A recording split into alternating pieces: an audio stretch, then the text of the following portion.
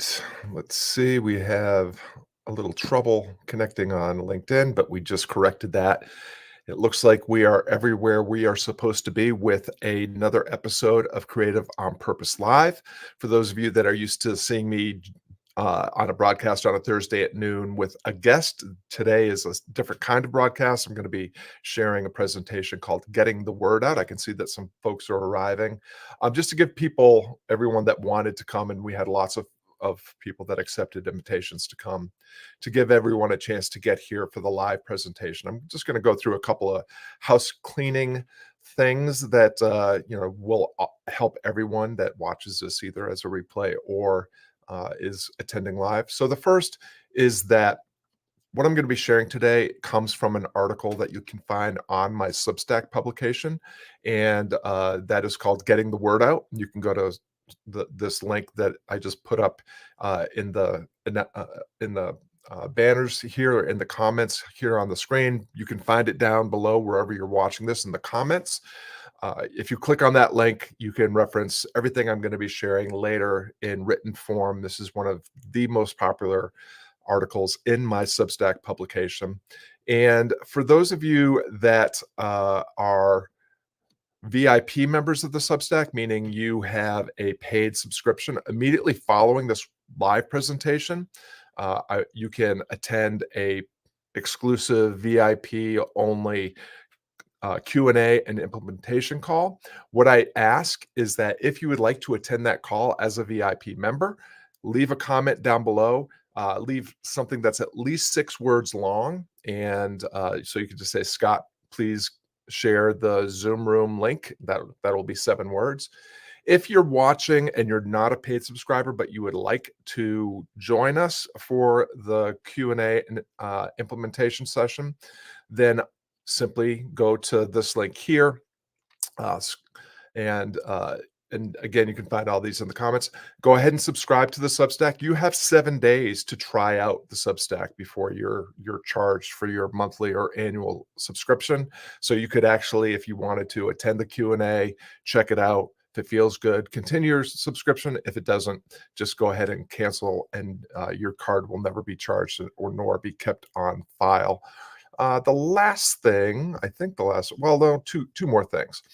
If these ideas resonate, you are going to hear me quite frequently reference Nick Peterson and the Guardian Academy. These are two sources that have helped inform and inspire some of the things that I'm going to share. Some of them are things I've been talking about for a long time, but I highly recommend the Guardian Academy Substack. And if you enroll with that link, you'll get subscribed to another great newsletter. You'll find articles that will amplify and enhance what you're learning in this presentation. And you'll also give me a little boost in terms of giving me credit for you subscribing to that newsletter, which means over time, I get a little bit more access to Nick Peterson and the Guardian Academy calls, and I pass all that directly to you. And finally, if what you see today really resonates, I would strongly recommend, as a next step, reading the article Be a Blessing. It's a new approach to, or not a new approach, but it's my approach to how I am marketing myself and selling my offers without actually coming across as a marketer or salesy. And so you can, again, all these links that I'm sharing now, you can find in the comments. I can see that we have some folks here. Got a thank you in LinkedIn. I can't tell who that is. We've got Cato and Seth, two of our usual suspects in the audience. So again, Seth and Cato, for sure, leave a 6-word comment for that Zoom link after this if you want to join the exclusive VIP Q&A. Okay, let's get started for real. Welcome to Getting the Word Out. This is a presentation by me, Scott Perry. I am an Encore Life Coach and Chief Difference Maker at Creative on Purpose, also the author of the Creative on Purpose newsletter, Substack publication. Links down below to learn more about all of that. And what I want to do today is share this. Well, we're going to share quite a bit of information. So let me break it down for you in a way that I often like to get started, which is to use Nick Peterson's Allegiance Capital template. And so what that is we answer 4 questions, 3 primary questions plus a bonus question. Why am I here? Am I in the right place? What do I do next? And what happens when I do what I'm supposed to do next? You are here if you are a solopreneur, a freelancer, a creative, a coach or consultant, someone that owns and operates a business as a sole proprietor, as a one person show, or maybe a small business with just a few employees or a small team, and you are tired of spending all of your time doing this marketing and sales stuff that you probably don't like that much and would love to be spending a lot more time doing the work that you love, which is making a difference and changing lives in whatever endeavor you're engaged in, whether that's some sort of coaching thing, teaching thing, healing thing, product or service that it enhances the lives of people that you care about. So that's why you're here and how you can check if you're in the right place. What do you do next? Well, again, if you are not a subscriber to the newsletter, then please check the link in the comments and subscribe. And if you're going to subscribe under a free plan, that's absolutely wonderful. We appreciate that. Just be sure to take some notes because, or check this replay later on.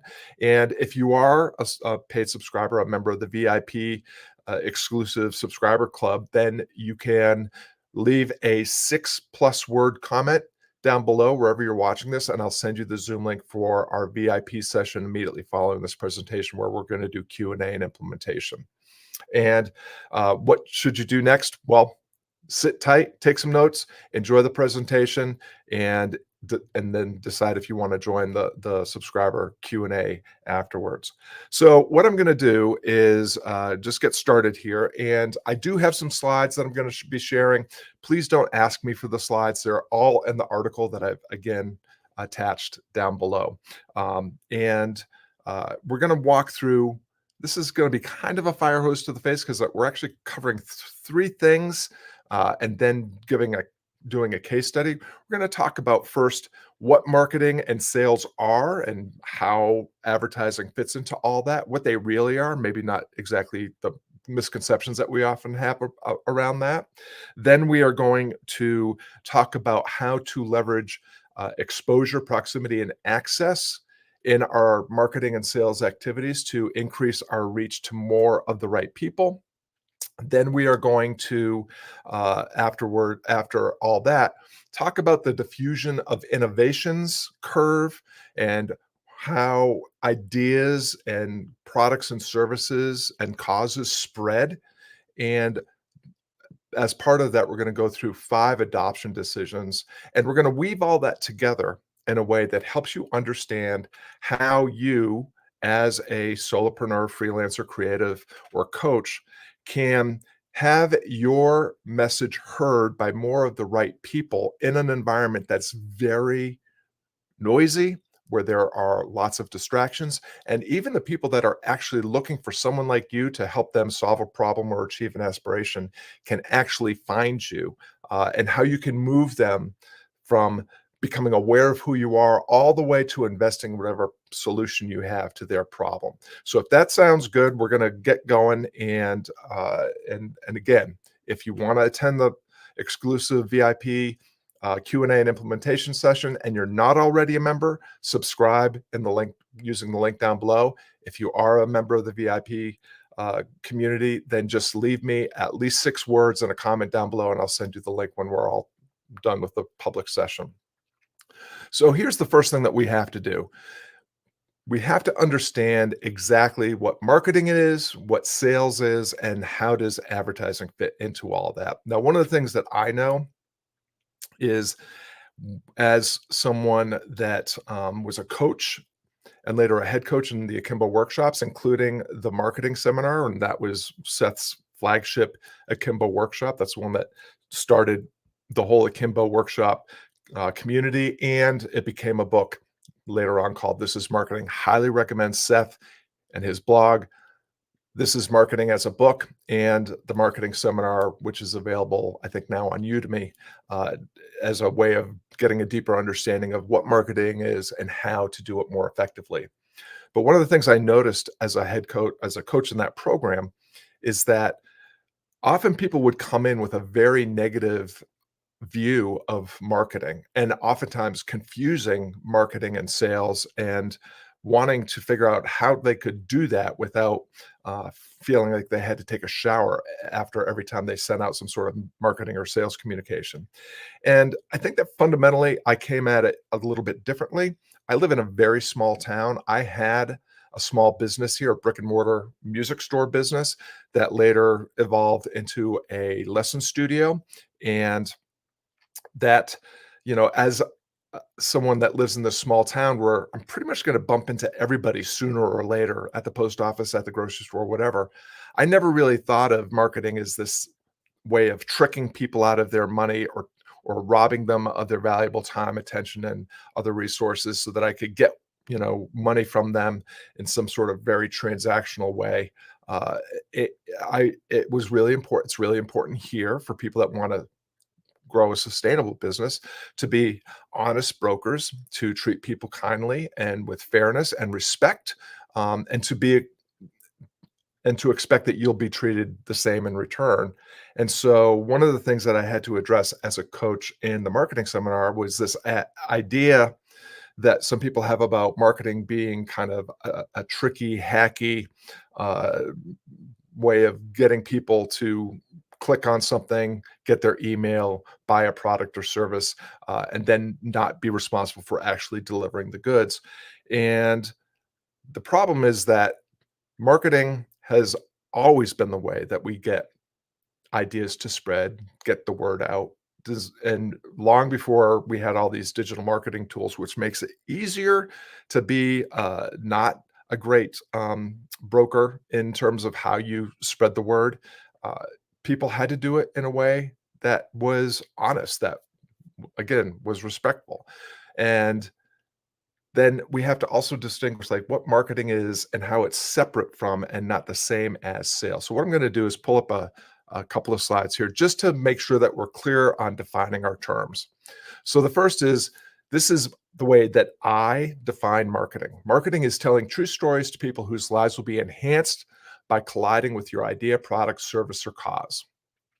Again, this idea is kind of building off of Seth's book, All Marketers Are Liars, which he changed over time to All Marketers Tell Stories.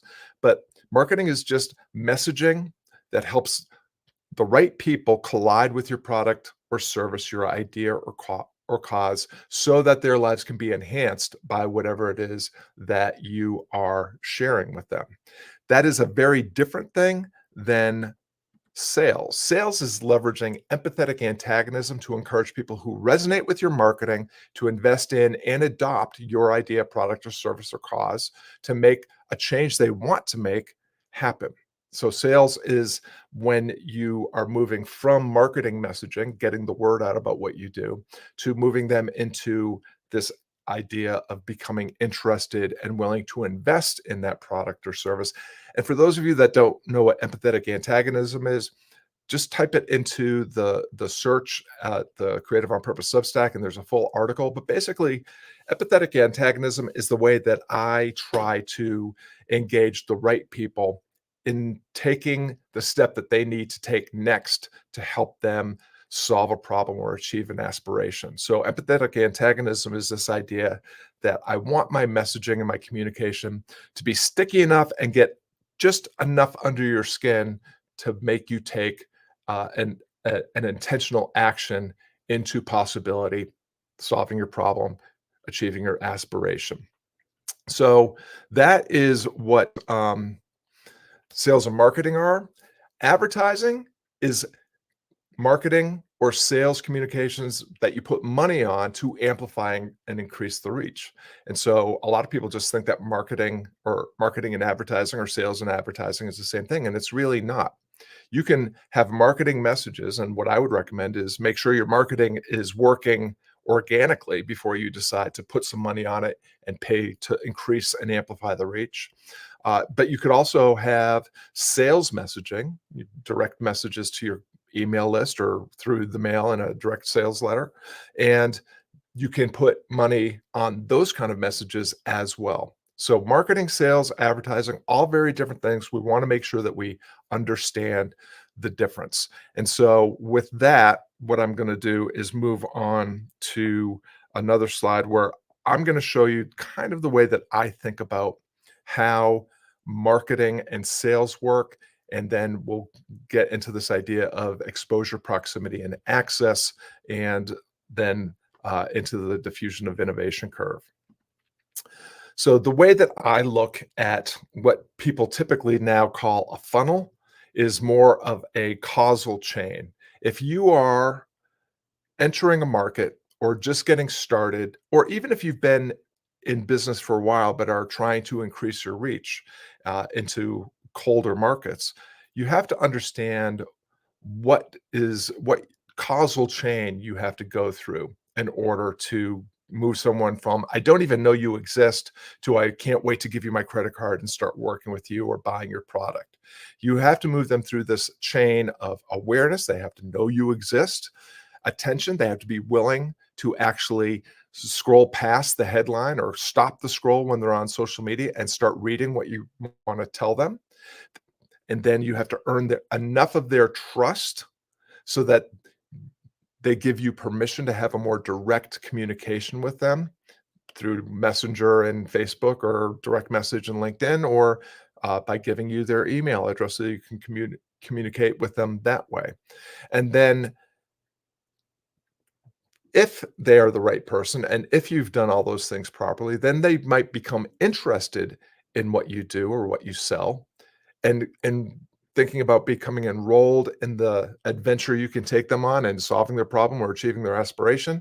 And then finally, they will invest. And so the way that I think about this long causal chain, and chains are very prone to breaking, just as funnels are very prone to leaking, is where do these things fall in terms of the sales and marketing that we just talked about? And the way that I look at is awareness, attention, trust, and permission building. That's all happening in the marketing stage. This is when you are posting on social media. This is when you're sharing things on your podcast or your live broadcast. Might be what you're doing on YouTube, and these are all marketing activities. You're just trying to get the word out, probably more to a cold audience, but also a warmer audience that is still checking you out before they decide that they're going to move to that next phase in the sales cycle. And the sales cycle is when you might be entering that direct communication through Messenger or email or any other type of app that you're using to communicate directly one-on-one with people. That's when they have started to express an interest in what you do or what you sell, and are exploring the possibility of hiring you or buying your product to achieve their aspiration or solve their problem. And then through those discussions, you are earning their enrollment and eventually earning their investment in your solution to their problem, or your the means that you have for them to achieve their aspiration. So that's how marketing and sales maps over this long causal chain.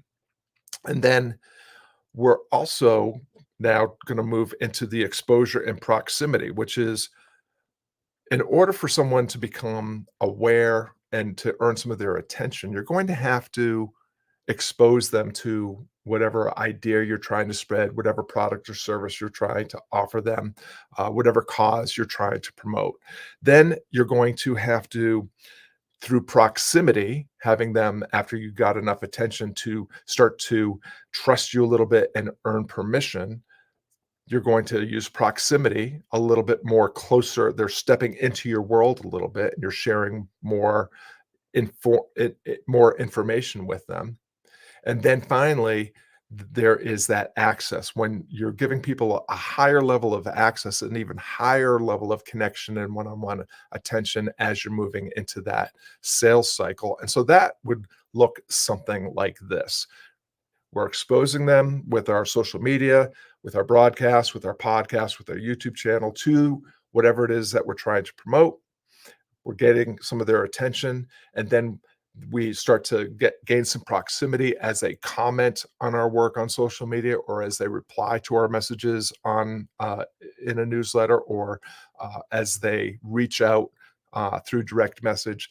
And then we can move them into this uh, enrollment and investment phase, which might involve, if you're a coach or consultant, some sort of discovery call process. It could also be done lots of other ways. Some people like to use webinars. Some people have other means of doing that. But the point is, we're being very strategic about, number one, understanding where people are in this long causal chain, and stopping it from breaking by making sure that we're very intentional about our marketing messaging, our sales messaging, how they are distinct, and how we are leveraging exposure, proximity, and access to get them to move through.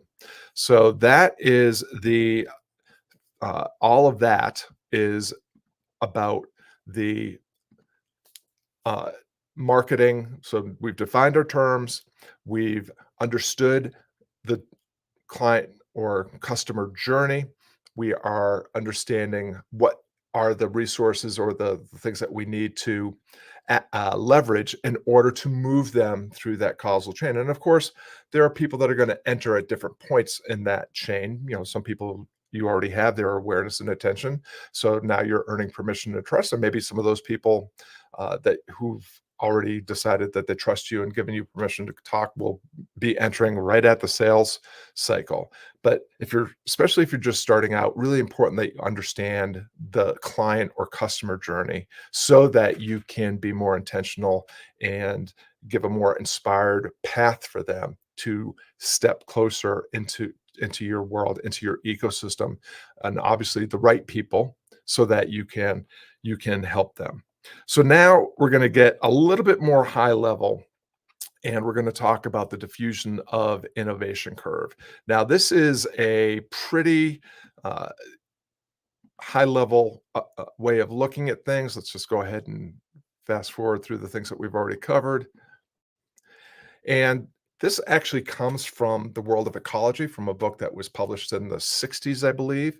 And it is just showing how ideas, products, services, causes spread through what is called a normal distribution curve. And what happens is that you have these people that are called innovators, that 2.5% of any population that are really just interested in new things. They buy things because they're new, because they're novel, and they don't require a lot of hand holding or explanation. They are on the lookout for the new. And then you had this group called the early adopters, about 13.5% of any population, that are kind of looking to the innovators to see if whatever it is that they're doing is working, if it's elevating their status. And as it becomes a little bit more secure and safe, they are actually going to adopt based on what they see the innovators doing with whatever product, service, idea, or cause is they're following. To go from the early adopters and move into the early majority market, you have to cross what is sometimes called the chasm. And these are people that need a much higher level of safety, security. Everything needs to be very clear. And it won't be until they feel that security that they're willing to adopt something. So there's a gap there that can be very tricky to maneuver and navigate. And then, of course, the late majority is looking to the early majority, and the laggards. Those are the people that don't buy anything until they don't have a choice. These are the people that, didn't buy a VCR until it was already in the TV set that they were buying. And so, a couple of things that are worth noting here. You don't need to have your product, service, idea, or cause move all the way through this normal curve. You can make a very good living just serving an innovator population. All they're looking for is competence. They are looking for something that is new, delivered by someone that they trust, that they believe is competent in doing what they're doing, and they will buy just because that person offered them something new. So these are the people that ordered a Tesla car for, the first model before it was even out. These are the people that are still waiting for their Tesla truck. They are looking for the new. They trust Elon. They have faith in his ability to deliver. They trust his competence, and they just buy because it's available, it's new. They want that status of being the first. Now, the people that are the early adopters saw all the people buying the first run model of Teslas and thought those were really cool. And they either adopted then or they maybe adopted the next model, which was a little less expensive, and on through the curve. And I'm not making any kind of case for Tesla or Elon or anything else. You can think about him in whatever way you want. It's just a way of seeing how these things move through the curve.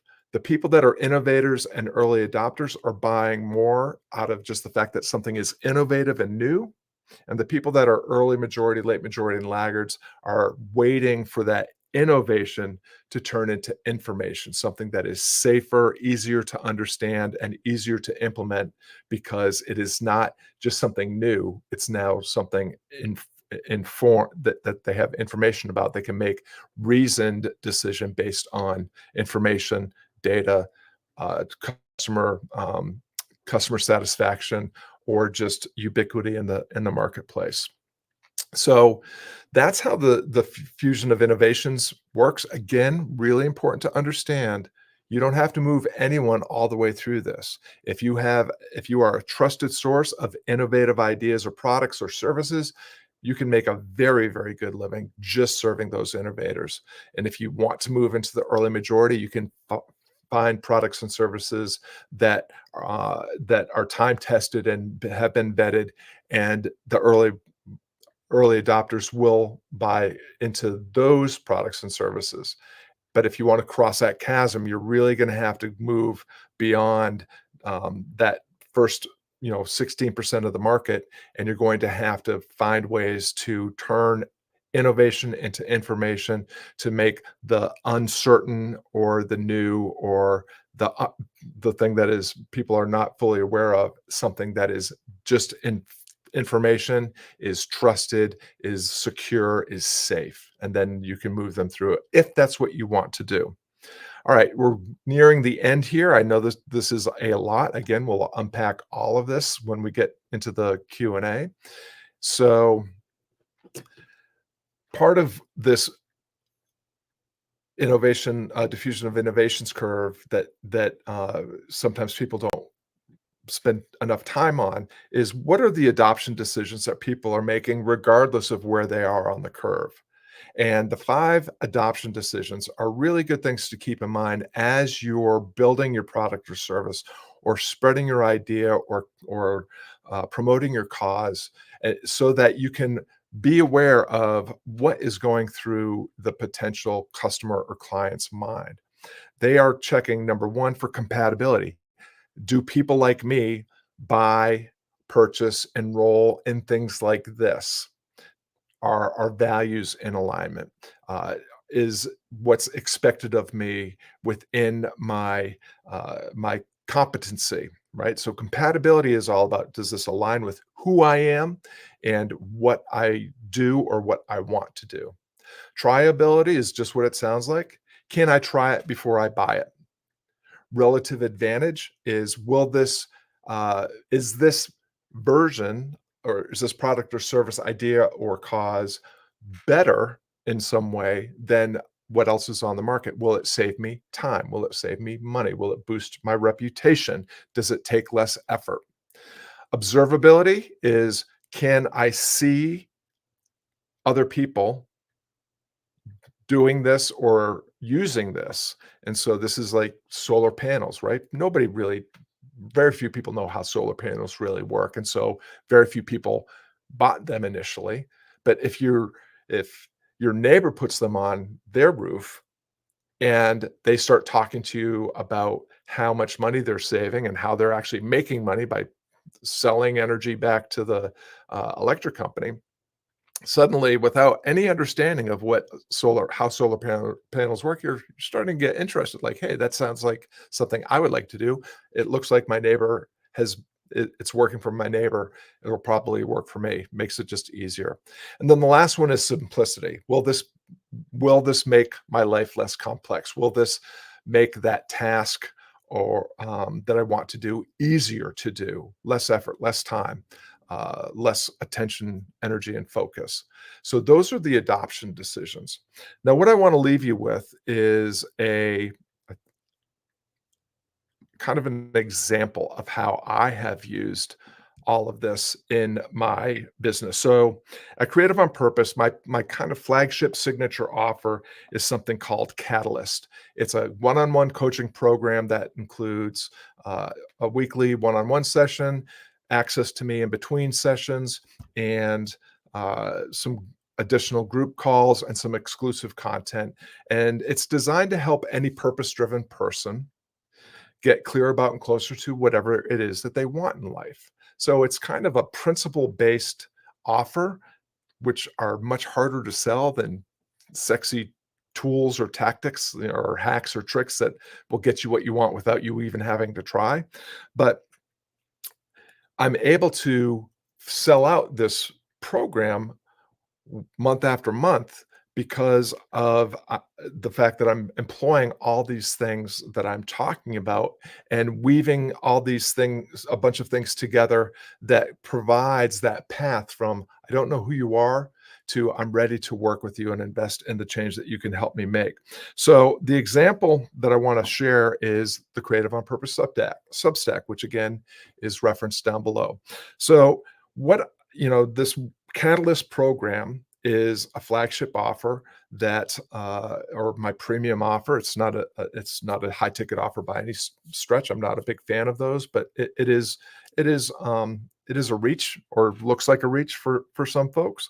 And the way that I'm able to sell that to the right creatives, coaches, solopreneurs, and freelancers is that I begin by exposing the right people to the kind of work that I do. So I share the principles uh, that I use to help my clients close the gap between where they are and where they want to be by posting articles to the Substack, which is viewable publicly, and then sharing that information on social media. I am sharing it on YouTube. In fact, some of you are taking part in this activity right now. This is a way that I am helping spread the word and exposing new people to my idea and helping uh, increase connection and delivering value to the people that are following me. As I post this content for free on YouTube, social media, my broadcast, which is happening right now, and this will be repurposed to my podcast. So that's the exposure. I'm earning awareness and attention. I increase proximity through our monthly calls inside the subscriber community. So if you are a subscriber, whether it's free or paid, you have access to a live call once a month where I'm actually doing a deeper dive into all the principles that I use to help clients get the results that they're getting. And that gives you an increased level of access and through this proximity. And if you make the move to go from a free subscriber to a paid subscriber, you have access to these Q&A and implementation calls, which are essentially one-on-one coaching sessions that you're getting for $9 a month or $90 a year as a paid subscriber. And so I am earning awareness and intent and attention through the content that I post on Substack, which is then broadcast across social media, YouTube, and podcast. I then am encouraging greater proximity by attending the free trainings that I do every month. And then I am providing a higher level of access to the people that take the step in becoming paid subscribers so that they can get that one-on or group coaching experience in the Q&A and implementation session. And because that is all happening, that level of trust and permission and interest and enrollment is much higher when I am ready to share that the new session of Catalyst is opening up. I have this very warm up market that has already experienced what it feels like to work with me, has already seen my ability to get results, and is ready to take the leap into this one-on-one coaching program where I actually am able to help them pay for the coaching and fund their priorities on an onboarding call where we're looking at an audit of where all their resources are already going. We're capturing the ones that aren't feeding into their priorities and then reallocating them to the activities that will get them closer to what they want through this catalyst program of working with me one-on-one.